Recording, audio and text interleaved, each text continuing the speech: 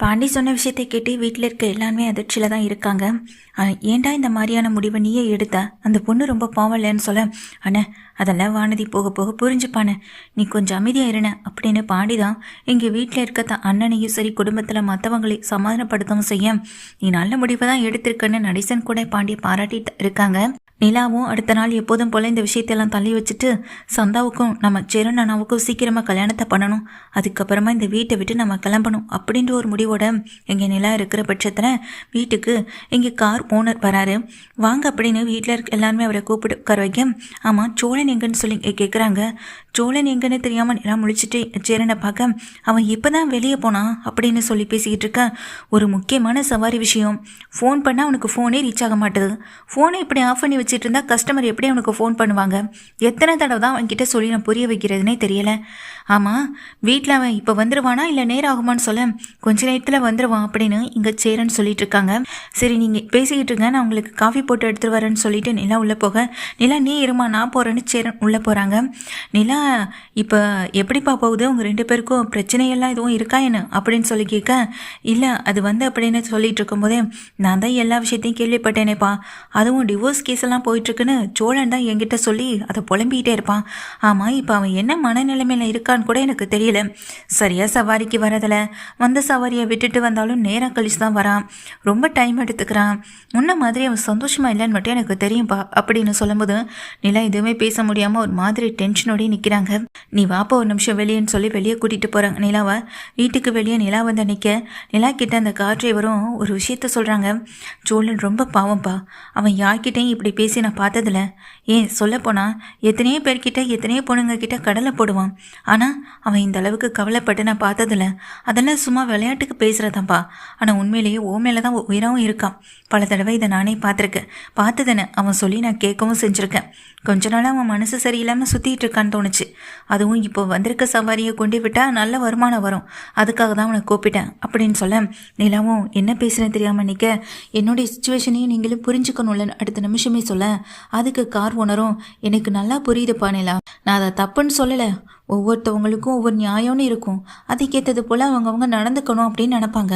உனக்கும் நியாயம் இருக்கும்போது சோழன் பக்கமும் நியாயம் இருக்கு, அவனுடைய நியாயத்தை நான் பேசுகிறேன்ப்பா, அவ்வளவுதானே தவிர்த்து அவனுக்கு சப்போர்ட் பண்ணி நீ தப்பு அப்படின்றத நான் உணர்த்தி பேசலை அப்படின்னு அங்கே கார் ஓனர் சொல்லிட்டு இருக்கும்போதே நிலாவுடைய முகம் மாறுது. அதை பார்த்து அந்த கார் ஓனரும், சரிப்பா இது உங்கள் ரெண்டு பேருக்கு இருக்கிற தனிப்பட்ட விஷயம், அதை பற்றி நான் பேசவில்லை. சோழன் ரொம்ப பாவம், படிக்கிற வயசில் படிக்க முடியாமல் படிப்பை விட்டுட்டு தன்னை மட்டுமே எங்கள் குடும்பத்தை காப்பாற்றிட்டு இருக்கான் அப்படின்னு நினச்சிட்டு இங்கே மற்ற ரெண்டு பசங்களுமே வேலைக்கு வந்து சேர ஆரம்பித்தாங்க.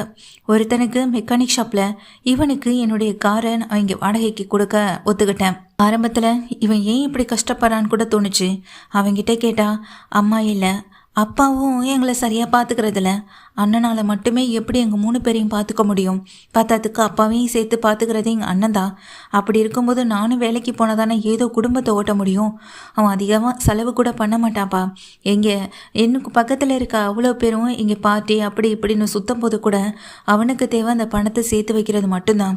அனாவசிய செலவுகளை குறைச்சி அவன் அவனுக்காக சேர்த்து வச்ச பணமே இருக்குப்பா. அதுவும் இல்லாமல் அவசர தேவைகளுக்குன்னு கடன் வாங்கும்போது கூட அதை அப்படியே திருப்பி கொடுத்துருவான். அவனை மாதிரி நியாயமானவனும் இல்லை, அவனை மாதிரி ரொம்ப நல்லவனும் இல்லை அப்படின்னு சோழனை பற்றி ரொம்ப பெருமையாகவே கார் ஓனர் பேசிக்கிட்டு இருக்கும்போதே, வாங்கினேன் நீங்கள் எப்போ வந்தீங்கன்னு சொல்லிட்டே சோழன் வராங்க. டே சோழன் உன்னை பார்க்க தாண்டா வந்தேன், ஆமாம் இன்னைக்கு சவாரி இருக்குது, நீ எப்போ கிளம்புற அப்படின்னு சொல்லி கேட்க, ஏன்னா இப்போ உடனே கிளம்பணுமா அப்படின்னு சொல்லி கேட்குறாங்க. ஆமாண்டா, ஒரு பொண்ணை கூட்டிகிட்டு போயிட்டு நீ தான் ட்ராவலில் கொண்டு விடணும், அவங்க ரொம்ப நேரமாக வெயிட் பண்ணிகிட்டு இருக்காங்க, கொஞ்சம் தூரம் தான் அப்படின்னு சொல்லும்போது, சரி நான் வந்துடுறேன் அப்படின்னு சொல்லிட்டு உடனே போய் ட்ரெஸ் எடுத்து மாற்றிக்கிட்டு உடனே அங்கேருந்து சோழன் கிளம்பி போகவும் செய்கிறாங்க. நிலா இங்கே சோழனை நினச்சி மன வருத்தத்தோடு நின்றுட்டுருக்கேன். உள்ளே போன நிலா ஆஃபீஸ்க்கு கிளம்புறேன்னு சொல்லிட்டு ஆஃபீஸ்க்கு கிளம்பி போகவும் செய்கிறாங்க. இந்த நிலமையில தான் இங்கே கார் ஓனர் ஈவினிங் போல் இங்கே ஃபோன் பண்ணுறாங்க வீட்டுக்கு. சோழன் வந்துட்டானா அப்படின்னு சொல்லி கேட்க, அவன் இன்னும் வரலைன்னு சொல்லிட்டு இங்கே வீட்டில் இருக்கவங்களும் சொல்ல, நிலா சோழன் ஏதோ உனக்கு ஃபோன் பண்ணானான்னு சொல்லிட்டு இருக்கும்போதே சோழன் வீட்டுக்கு வராங்க. இதோ வந்துட்டானே அப்படின்னு சொல்லிட்டு அங்கே சேரன்னு சொல்ல, அவன்கிட்ட ஃபோனை கொடுங்க முதல்ல அப்படின்னு அப்படின்னு கார் ஓனர் கோவமாக திட்டுறாருங்க. திட்டின உடனே அந்த ஓனர் திட்டினதும் ஃபோனை வாங்கிக்கிறேங்க சோழனும். என்னென்ன சொல்கிறீங்க அப்படின்னு கேட்க, ஆமாண்டா அப்படின்ற மாதிரி அதிர்ச்சியோட அங்கே கார் ஓனரை சொல்ல, இதோ வரேன்னு அப்படின்னு உடனே கிளம்புறாங்க. என்னாச்சு அப்படின்னு சொல்ல, என்னை நம்பி ஒரு பொண்ணு வந்துச்சுலண்ணே, அது என்னை பற்றி என்னென்னமோ தப்பாக சொல்லியிருக்கேண்ணே. இப்போது கார் ஓனர் என்னை கூப்பிட்டு திட்டுறாரு. நான் என்ன இதுன்னு பார்த்துட்டு வரேன்னு சொல்ல, இவர்கிட்ட சொல்லவா வேணும், கூட காரில் பொண்ணுங்க என்ன தான் கடலை போட்டுக்கிட்டே வருவார் அப்படின்னு சொல்லும்போதும் சோழன் அப்படியே முறைச்சி பார்த்துட்டு நிலாவை அந்த இடத்த விட்டு கிளம்ப, அண்ணன் கடலை போடுந்தான், ஆனால் ஒரு பொண்ணு கம்ப்ளைண்ட் பண்ணுற அளவுக்கெல்லாம் கடலை போடாதே அப்படின்னு அங்கே உட்காந்துருக்க பல்லவன்னு சொல்லும்போது பாண்டியும் அப்போ நானும் போய் என்னதுன்னு பார்த்துட்டு வரேன்னு சொல்ல, நானும் வரேன் அப்படின்னு இங்கே நிலாவும் கிளம்புறாங்க. நிலா, பாண்டி, பல்லவன் 3 பேருமே இங்கே சோழன் பின்னாடியே தான் போகிறாங்க.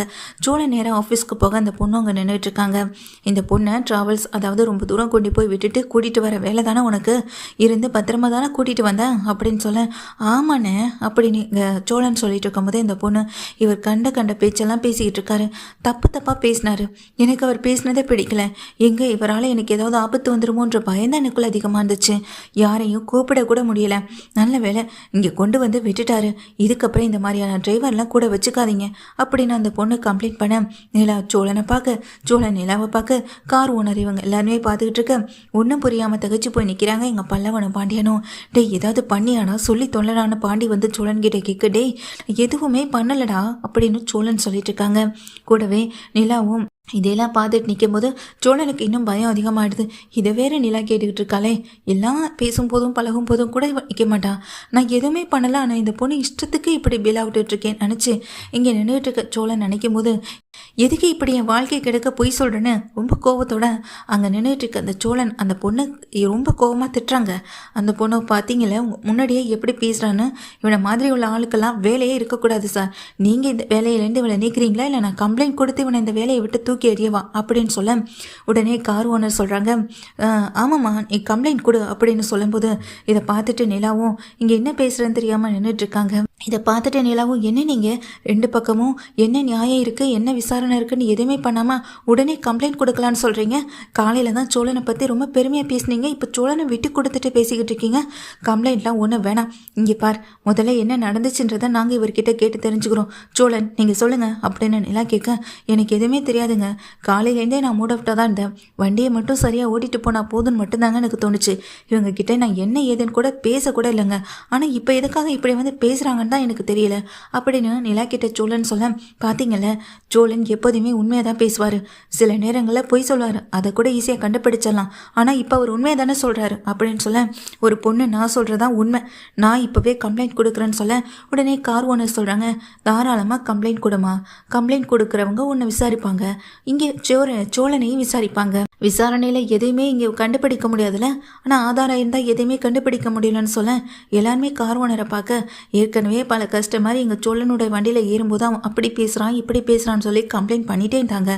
இனி அந்த மாதிரி பிரச்சனை வரக்கூடாதுன்றதுக்காக தான் இங்கே கார்லேயே நான் ஒரு கேமராவே ஃபிக்ஸ் பண்ணேன், அதுவும் அந்த கேமரா இங்கே தான் இருக்குது, கனெக்ட் பண்ணி கூட வச்சுருக்கேன், சோழன் சொன்ன மாதிரி அவன் உங்ககிட்ட ஒரு வார்த்தை கூட பேசலை, நீ தான் யாருக்கும் இங்கே ஃபோனில் பேசிக்கிட்டோம், இங்கே மெசேஜ் வந்துட்டு நீ அனுப்பிக்கிட்டுமே இருந்திருக்கேன், அதுக்கான வீடியோ ப்ரூஃப் என்கிட்ட இருக்குது, அதை நான் கொண்டே போலீஸ் ஸ்டேஷனுக்கு கொடுத்தா என்ன ஆகும் அப்படின்னு கார் ஒன்று சொல்லும்போது நிலாவும் பாண்டியன் பல்லவன் 3 பேர் சந்தோஷத்தோட இங்கே சோழனை பார்க்குறாங்க. அந்த பொண்ணு அமைதியாகவே நிற்கும் போது, இப்போ சொல்லுமா, இப்போ நீ சொல்ல போறியா இல்லையான்னு நிலா ஓடி போயிட்டு அந்த பொண்ணு பக்கத்தில் நின்று கேள்வி கோவமாக கேட்குறாங்க. அதுக்கு அந்த பொண்ணு பதில் பேச முடியாமல் நிற்க, இதை இப்படியே விட்டால் சரியாகாது, நாம் இப்போவே இங்கே போலீஸ் ஸ்டேஷனுக்கு போவோம், எதுக்கு தேவையில்லாமல் சோழன் மேலே இந்த பொண்ணு இங்கே வந்து கம்ப்ளைண்ட் கொடுக்கணும், இங்கே சோழனுடைய வேலையை எதுக்காக கெடுக்கிற விதமாக பேசணும், இது எல்லாத்துக்கும் கம்ப்ளைண்ட் கொடுத்தா தானே விட கிடைக்கும்னு சொல்லும்போது, மேடம் என்னை விட்டுருங்க மேடம், நான் ஏதோ பணத்துக்கு ஆசைப்பட்டு தான் இப்படிலாம் செஞ்சுட்டேன்னு சொல்ல, பணத்துக்கு ஆசைப்பட்டுனா அப்படின்னு கேட்க, இல்லை ராகவ்னு ஒருத்தர் அங்கே இருக்க கம்பெனி அதெல்லாம் நடத்திட்டு இருக்காரு, அந்த ராகவு தான் என்கிட்ட பணத்தை கொடுத்து சோழன் மேலே பொய்யான புகாரை கொடுக்க சொன்னார், அவனுக்கு வேலை இல்லாமல் போகணும், அதுதான் எனக்கு முதல் ஆசை, அப்படி அவன் வேலை இல்லாமல் இருந்தால் தான் அதுக்கப்புறமா நான் நினைக்கிறது எல்லாமே நடக்கும்னு அவர் சொன்னார், அவர் சொன்னது எனக்கு புரியலைனாலும் ஆனால் அவர் கொடுத்த பணத்துக்காக தான் நான் அந்த பொய்யை சொல்ல ஒத்துக்கிட்டேன்னு அவங்க சொல்லும்போது, பல்லான்னு ஒரு வர அந்த பொண்ணுக்கும் விலகுது, இப்போவே அவனை ஃபோன் பண்ணி வர சொல்லுன்னு சொல்லி இங்கே நிலா சொல்லும்போது ராகவ் உடனே வந்து நிற்கவும் செய்கிறாங்க. ராகவை பார்த்த அடுத்த நிமிஷம் நிலாவுக்கு பயங்கர கோபம் அதிகமாக, சோழன், சேரன், பல்லவன், பாண்டியன் எல்லாருமே அந்த ராகவ் தான் கோவமாக முறைச்சி பார்க்கவும் செய்கிறாங்க. ஆனால் நிலா யோசிக்கலாம். பல்லான்னு ஒரு அறை அவங்க கன்னத்தில் விடவும் செய்கிறாங்க. உனக்கெல்லாம் ஒரு தடவை சொன்னால் புரியாதா? திரும்ப திரும்ப என் வழியில் குறுக்க வந்துக்கிட்டே இருக்கேன். நான் டிவோர்ஸ் வாங்கிட்டு வாழணும்னு நினைக்கிறது என்னுடைய தனிமைக்காக மட்டும்தானே தவிர இன்னொருத்தனை கல்யாணம் பண்ணிட்டு சந்தோஷமாக வாழணுன்றதுக்காக இல்லை. நீ பண்ண மெசேஜை என்ன ஏதுன்னு என்கிட்ட மறைப்பேன். ஆனால் அதுவே இங்கே சோழன் பண்ண மெசேஜை மட்டும் என்கிட்ட காட்டுவேன். இதுலேருந்தே உன் கேடுகட்ட புத்தி என்னன்னு எனக்கு தெரியல. சோழன் அவ்வளோ ஈஸியாக யாரையும் இவ்வளோ கோவமாக இவ்வளோ அசிங்கமான வார்த்தைகளால் திட்டக்கூடிய ஆள் இல்லை. எனக்கு அவர் மேலே கோவம் இருக்குது. நானும் அவரை டிவோர்ஸ் பண்ண போகிறோம். அது எங்களுடைய தனிப்பட்ட வாழ்க்கை பிரச்சனையில் நீ தலையிடக்கூடாது. இப்போ நீ திரும்பவும் அதே வேலையை தான் பார்த்துட்டு இருக்க. எனக்காக நீ மற்றவங்களை காயப்படுத்திட்டு இருக்க. இன்னொரு முறை என்னைய காரணம் காட்டி மற்றவங்களை காயப்படுத்தின மனுஷியாவே இருக்க மாட்டேன். இப்போ கூட உன் மேலே போலீஸ் கம்ப்ளைண்ட் கொடுக்க எனக்கு ரொம்ப நேரம் ஆகாது. வார்த்தைக்கு வார்த்தை நான் மரியாதைக்குரியவன், என்கிட்ட மரியாதை பேசணும்னு சொல்வேன்.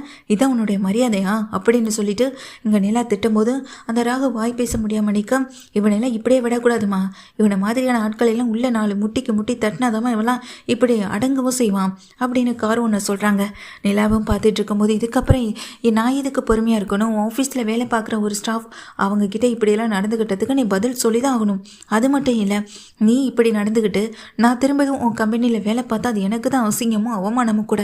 உன் மூலமாக எனக்கு டார்ச்சல் வரும் பட்சத்தில் உன்னுடைய கம்பெனிக்கு வரணுன்ற அவசியமோ என்னமோ எனக்கு துளி கூட இல்லை. இதுக்கப்புறமா உன்னை நினச்சி நான் வருத்தப்பட போகிறதும் இல்லை. இப்போவே போலீஸ்க்கு கால் பண்ணுங்க அப்படின்னு கார் ஓனர்கிட்ட சொல்ல, நிலா சொன்னதை கேட்ட அவருமே போலீஸ்க்கு இன்ஃபார்ம் பண்ணிடுறாங்க.